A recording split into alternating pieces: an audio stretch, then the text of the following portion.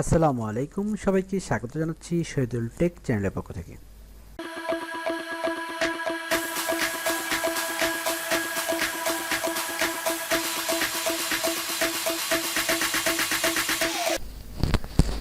বন্ধুরা, video recording এর পরের ধাপটি হচ্ছে ভিডিও রেন্ডারিং। তার আগে আমার কিছু কাজ করতে হবে।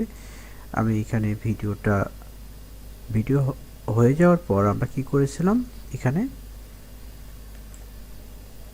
কিবোর্ড হতে F10 প্রেস করেছিলাম, স্টপ করেছিলাম। স্টপ করার পর এরকম একটি ইন্টারফেস এখানে শো করবে। এরপর এখানে আমাদের হালকা কিছু এডিটিংয়ের কাজ করব। এডিটিংয়ের কাজ আমরা ধারাবাহিকভাবে আলোচনা করব।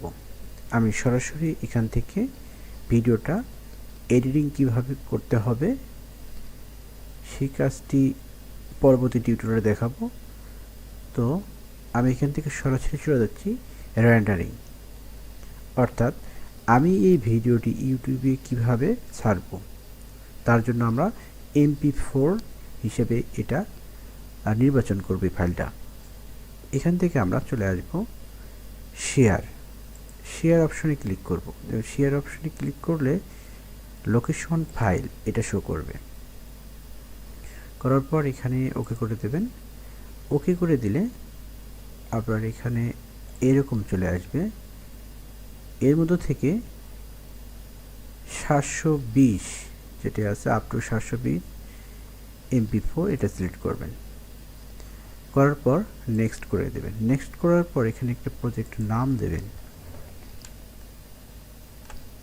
আমি দিলাম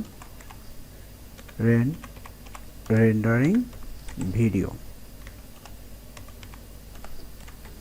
দেওয়ার পর এটা আপনি কোন ফোল্ডারে রাখবেন তা নির্বাচন করবেন। আমি এখান থেকে নিউ ভলিউম ইতে রাখবো রেন্ডারিং ভিডিও।